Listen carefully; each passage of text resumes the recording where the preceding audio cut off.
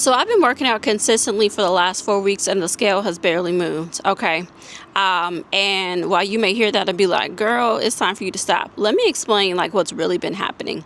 So for the last 4 weeks, I have really been on a consistent, like strong game in the gym again. And I've even done things to challenge myself, including putting myself in some workout classes that do like half cardio, half strength. Now me, I'm the strength girl. I'm not the cardio girl. Okay. I'm not nobody's cardio queen. I know some of y'all, just get it going. Yes, I have run in the past. I have done half marathons. I've done 10Ks, 5Ks, not a full marathon. I don't know if we'll ever do that.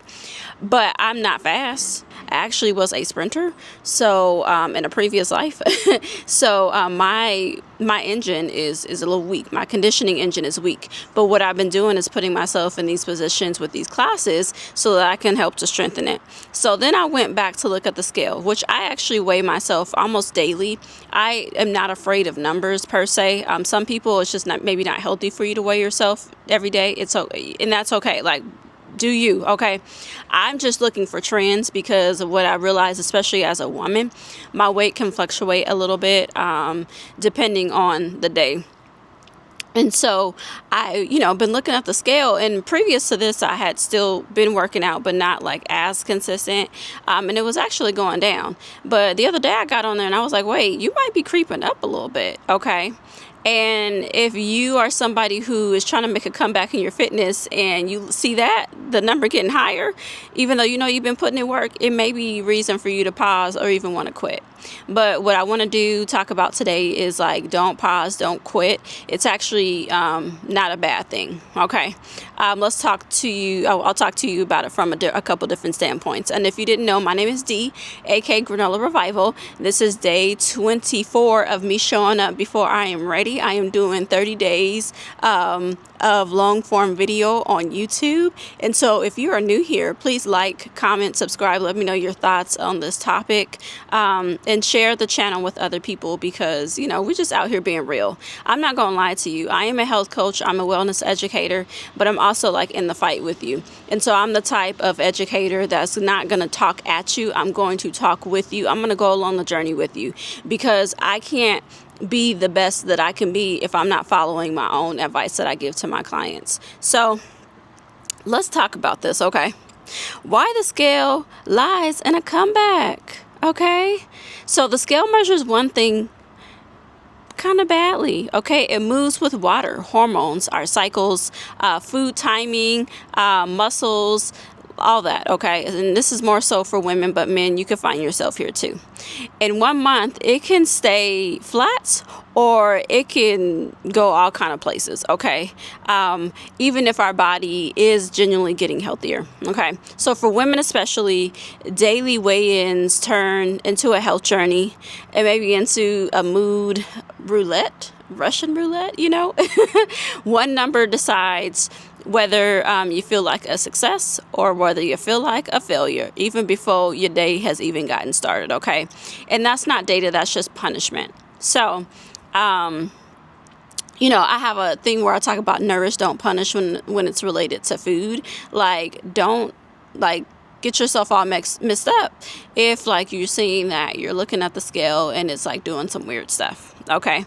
Because it really does change depending on so many factors, okay? So don't be afraid of it.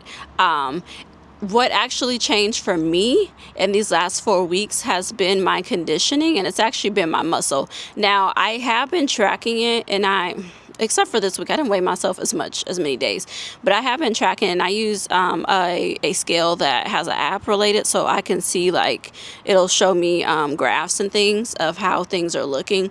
And then I also, to be honest, will put it sometimes in a chat, an AI, just to get kind of load the data there, and then they can give me feedback as well. But that's only one side because it's about how I feel. And I know that my engine is getting stronger, okay? Especially with me taking these classes. I was never a big class person back, prior to this. But my new gym has a lot of classes. And so I've been trying them out. I'm like, well, let me see what this one's all about. Let me see what this one's about. And they've been helpful because sometimes they push you, especially when you're in community, you're pushed to do things that you may not normally do. Okay. But I know for me, during this journey, even though the scale has been like, not really moving, that my engine is stronger and I'm putting on more muscle. And that is so important, especially for women. I will continue to say this, ladies, if you're not lifting weights and lifting heavy, I need you to start right now, okay? We lose muscle mass and bone density, especially after, I believe, the age of 30. We can lose up to 10% each decade. Okay.